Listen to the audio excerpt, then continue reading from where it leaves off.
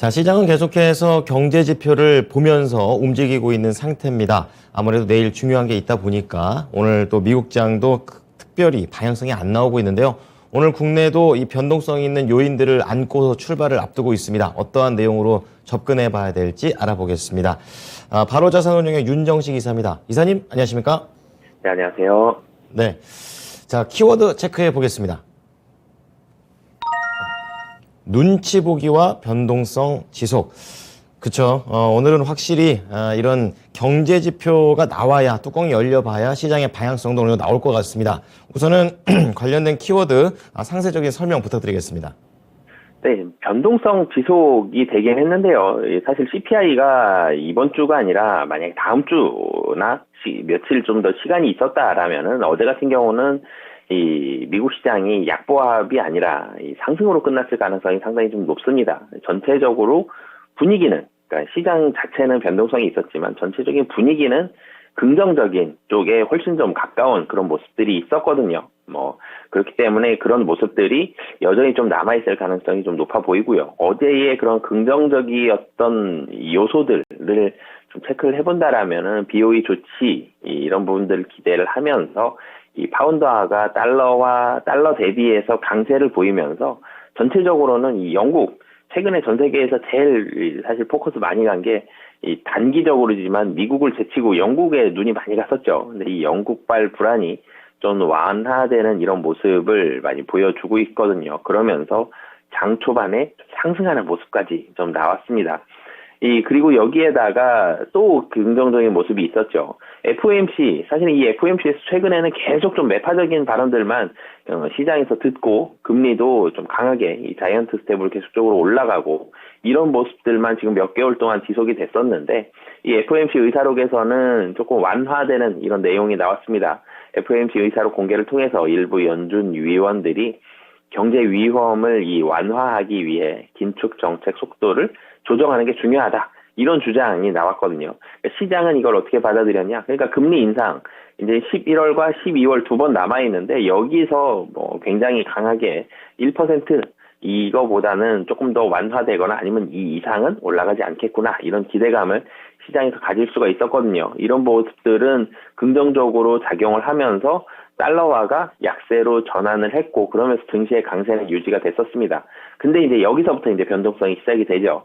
이 좋은 모습들이 유지가 되고 있었는데 이 소비자 물가지수, 이 CPI 발표를 앞두고 있다라는 걸 이제 시장은 다시 한번 인지를 하고요. 여기에서 차익 실현 매물이 조금씩 나왔습니다. 그러면서 달러화도 강세로 전환되는 이런 모습들을 보여줬고 이렇게 차익 실현 매물이 나오고 나니까 상승이었던 증시가 보합권에 머물면서 보합권에서 등락을 위아래로 아주 얇게 살짝 움직이는 그런 모습들을 보여줬거든요. 결론적으로는 소폭 하락 마감하긴 했지만 나왔던 요소들, 소비자 물가지수 발표는 앞두고 있는 거지 이게 굉장히 좋게 나왔기 때문에 금리 인상 계속적으로 강하게 갈 겁니다. 아니면 좋지 않게 나왔기 때문에 경기 침체가 우려됩니다. 이게 아니라 소비자 물가지수 발표는 아직 나오지 않은 건데요. 어디까지 나왔던 사실들은 상황들은 좀 긍정적인 이런 모습들이 좀 많이 나온 상황이었다라고 보시면 되겠고요. 이제는 종목별로 좀 많이 보고 있습니다. 최근에 많이 눈에 띄는 미국 증시 관련된 기사들이 실적 시즌이란 단어들이 최근에 점점 더 눈에 띄는 속도가 많아졌고요. 그리고 어닝 시즌에 대한 우려감들이란 단어들이 좀 많이 나왔습니다. 그만큼 실적에 대한 중요도가 다시 한번 좀 더 부각이 되는 그런 시즌이 좀 왔다라고 보여지고요. 어제도 이 실적이 굉장히 중요하게 부각이 되는 모습들이 많이 나왔습니다. 어제 강세를 보여줬던 게 금융주고요. 그리고 음료 관련된 종목들, 여행 관련된 종목들이 미국 증시에서 좀 강세를 보여줬는데 공통점들이 실적이 좋아지는 회사들, 아니면 실적이 이번에 좋게 나올 회사들이었거든요. 그렇기 때문에 실적에 따라서 종목별로 차별화되는 모습들이 많이 나올 가능성이 높아 보이고 지수는 크게 올라갈 가능성은 좀 낮아 보이지만 지수가 좀 보합권에 머물면서 실적에 따른 차별화가 앞으로 당분간 좀 펼쳐질 가능성이 높다라고 보시면 되겠습니다. 네. 전체적으로 경제 지표만 보거나 아니면 또 긴축을 또 하지 않을까라는 것만 생각을 했다라면 이사님 말씀대로 이제 펩시코를 시작으로 또 실적이 또 나오고 있으니까 긍정적인 실적이 나온 것도 있고요. 앞으로 종목 선택을 할 때 또 다시 한번 또 실적에 대한 중요성을 언급해 주셨습니다. 자, 그렇다면은 국내 증시에도 이러한 뭐랄까 방향성은 좀 뚜렷하지 않았기 때문에 뭐 오를까 내릴까 이게 중요하지는 않은데 영향력은 어떻게 보십니까? 사실 변동성은 좀 많이 떨어질 것으로 보여집니다. 뭐 개인적으로 예상을 하자면 미국 증시 약보합이었지만 국내 증시는 뭐 크진 않지만 좀 강보합에 가까운 그런 상승이 나타날 가능성이 좀 더 높아 보이고요. 이 변동성은 줄어들었다. 그리고 미국 시장에서 넷플릭스가 이 목표 주가도 하향했지만 상승을 했거든요. 3% 상승했고, 그리고 국내 시장은 사실은 비슷한 비슷한 현상이 반도체에 좀 나타난다라고 보여집니다. 목표 주가라든지 당장의 3분기 실적이라든지 이런 부분에 지금 포커스를 맞추는 게 아니라 내년 혹은 4분기 실적을 봤는데 이 실적이 더 하락하지 않거나 아니면 반등을 한다. 그런데 지금 주가를 바라보니 지금 주가가 너무나 많이 떨어졌다. 이런 종목들도 지금 이 반등을 하는 모습들 보여주고 있거든요. 뭐 전일 같은 경우 하이닉스 물론 이제 중국 관련된 뭐 좋은 뉴스가 나오긴 했지만 이 4% 상승하는 어떻게 보면 좀 기염을 토하는 그런 모습들이 나왔는데요.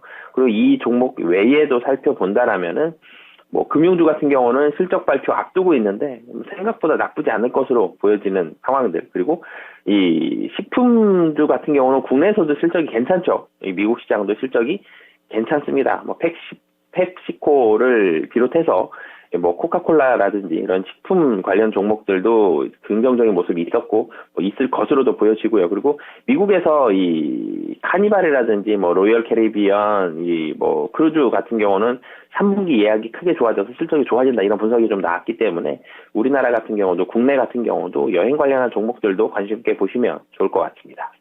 네. 자, 오늘 몇 가지 종목에 대한 힌트를 말씀 중에 나온 것 같아요. 좀 더 종목으로 연결해 보도록 하겠습니다. 오늘의 종목은 바로 이겁니다. 자, 실적과 또 여행에 대한 얘기가 나왔기 때문에 하나투어로 한번 들어가 보겠는데요. 좀 구체적으로 하나투어를 연결시키는 이유부터 한번 들어보겠습니다. 네, 우선 여행 계획이 많아지고 있습니다. 그리고 일본 여행에 대한 일본 무비자 여행에 대한 기대감. 일본이 굉장히 중요합니다. LCC에도 중요하지만 여행사에도 굉장히 중요하거든요. 뭐 가깝지만 먼 나라, 거리상으로 너무 가깝죠. 일본의 그 가까운 만큼 많이 갑니다. 그렇기 때문에 일본에 대한 여행이 굉장히 중요한 상황인데요. 뭐 제주도 다음이 일본이죠. 우리나라에서 여행 가는 순서가. 근데 그만큼 일본에 대한 여행객이 많았었는데 일본조차도 코로나 때문에 가기 힘들었다가 이제는 자유로워졌습니다. 그렇기 때문에 일본 여행에 대해서 좀 더 자유로워졌다. 그렇게 되면 이 여행사들의 상당히 좀 수혜다라고 보시면 되겠고요. 그리고 실적 개선입니다. 실적이 분명히 좋아져야 됩니다. 주가가 무조건 많이 떨어졌다고 주가가 반등하는 게 아니라요. 4분기든 내년 1분기든 실적에 대한 반등이 나와야지만 나올 게 예상이 돼야지만 주가가 반등을 할 수 있는 거거든요. 주가는 많이 떨어졌죠. 여행사 하나투어도. 근데 이 4분기 실적은 상당히 좀 긍정적일 것으로 보여지기 때문에 실적 반등을 좀 기대하는 그런 상황이다. 이 두 가지 포인트. 최근에 이 미국 증시와 국내 증시의 트렌드에 좀 맞는 종목이다라고 보여줘서 하나투어와 연결 지어 보도록 하겠습니다. 네, 트렌드와 실적, 그리고 최근에 뭐 진에어와 관련된 부분도 좀 말씀을 해주셔가지고 이런 여행 쪽에 대한 포인트를 두시는구나 이런 생각이 듭니다. 그럼 하나투어가 갖고 있는 매력을 조금 더 자세하게 들어보겠습니다. 우선 사실 3분기는 적자가 지속이 될 것으로 보여집니다. 제가 지난 시간에 진에어 말씀드리면서 3분기 BEP 정도 수준을 말씀드렸었는데 하나투어는 아직 이 LCC보다는 실적 개선 속도가 조금은 떨어집니다. 하지만 이 여행 전체 출국 수요를 살펴본다라면은 4분기가 거의 60% 가까이 되거든요. 그만큼 4분기가 중요한데 여행 수요가 3분기 후반부터 거의 폭발적으로 증가하고 있는 상황이고 4분기에도 굉장히 많이 올라가고 있습니다. 이런 부분들 본다라면 4분기에 대한 기대감 하나투어에 상당히 좀 많이 들어갈 수 있다라고 보시면 되겠고요. 그리고 이 여행사들이 코로나를 겪으면서 상당히 많이 구조조정이 됐습니다. 반도체 치킨 게임처럼 여행사들은 사실은 경쟁이 치열해서 많이 없어진 게 아니라 그만큼 여행 수요가 많이 줄었기 때문에 좀 없어지는 모습이 있었는데 이렇게 해서 여행사들이 많이 줄어들게 되면 남아있는 여행사들은 당연히 점유율 확대로 올라가는데요. 하나투어는 두 가지의 강점이 있습니다. 한 가지는 살아남았다라는 점, 국내 최대 1등 여행사로서 점유율 확대 당연히 예상이 되고요. 또 하나는 일본에 대한 기대감은 가장 크다라고 말씀을 드렸는데, 일본 하면 하나투어가 압도적인 점유율을 가지고 있습니다. 그만큼 일본이 회복이 될 때 가장 빠른 속도로 가장 큰 실적이 회복이 되고 복귀가 될 가능성이 좀 높다라고 보시면 되겠습니다. 네. 자, 하나투어가 9월 말쯤에 6만 5천 원 거의 근처까지 갔다가 지금 내려오고 있거든요. 지금 5만 원대 초반인데 목표가는 어느 정도나 잡는 게 좋을까요, 이사님? 네, 사실은 최근에 시장 전체적으로 시장이 좀 다운이 됐었다가 이제 좀 안정을 찾아가고 있는 모습이죠. 물론 이제 CPI라는 산을 하나 더 넘어야 되긴 하지만, 최근에 시장이 안정화를 찾아가고, 그리고 실적에 대한 기대감, 향후에 대한 실적에 대한 중요성 정도를 봤을 때 지금 자리 사실 바닥권에 굉장히 가깝죠. 5만 원 정도를 거의 바닥권 정도로 보시면 될 것 같고요. 상승을 할 때 전고점이 한 6만 5천 원 정도까지는 충분히 좀 가능하다라고 보여집니다. 네. 자, 하나투어에 대해서 바닥이 5만 원, 그리고 목표가 6만 5천 원을 제시를 해 주셨습니다. 잘 참고해 보겠습니다. 감사합니다. 네, 감사합니다. 네. 자, 바로자산운용의 윤정식 이사였고요. 이제 업황이 살아나면서 앞으로에 대한 실적이 개선될 수 있는 종목, 여행 쪽에서 오늘은 진에어에 이어서 하나투어를 말씀을 해 주셨습니다. 네, 지금까지 투자 판단에 도움이 될 수 있는 정보를 제공해 드렸습니다. 하지만 특정 종목의 상승과 하락을 보장하지는 않으니까요. 이 부분 참고해 주시기 바랍니다. 오늘도 성공 투자하십시오. 고맙습니다.